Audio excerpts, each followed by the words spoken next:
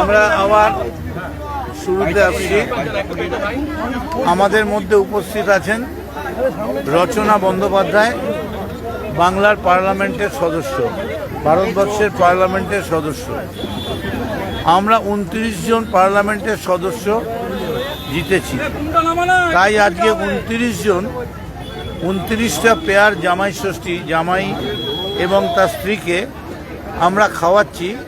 এবং এই জামাই এবং তার স্ত্রীরা, বৌমারা, তারা সবাই ভবানীপুরের যে সমস্ত জামাই দারিদ্রতার জন্যে এই জামাই ষষ্ঠীর আনন্দ নিতে পারে না, আমরা আজকে তাদের এই পুজোটাও মমতা বন্দ্যোপাধ্যায় ওপেন করেন, ৬২ পল্লী India club Mamata Bandyopadhyay open করেন, এবং ভবানীপুর ইউনাইটেড ইউথ ফোরাম, এই 3টে ক্লাবের পক্ষ থেকে আজকে আমরা খাওয়াচ্ছি। এবং আমরা অত্যন্ত আনন্দের সঙ্গে ঘোষণা করছি যে বাংলার অত্যন্ত প্রিয় সাংসদ এবং সবথেকে বড় কথা বাংলার দিদি নাম্বার 1 রচনা বন্দ্যোপাধ্যায় আমাদের মধ্যে এসে পৌঁছেছেন।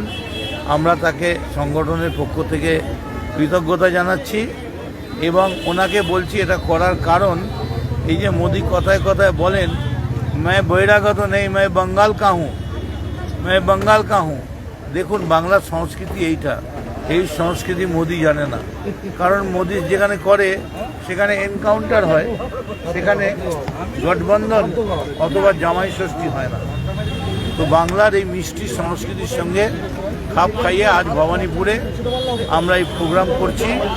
এবার সবাই এখানে বসবে। আমাদের প্রোগ্রাম খুব ছোট্ট, জামাই ষষ্ঠীতে ছেলেমেয়েরা বসবে, তাদের আমরা একটু পরিবেশন করে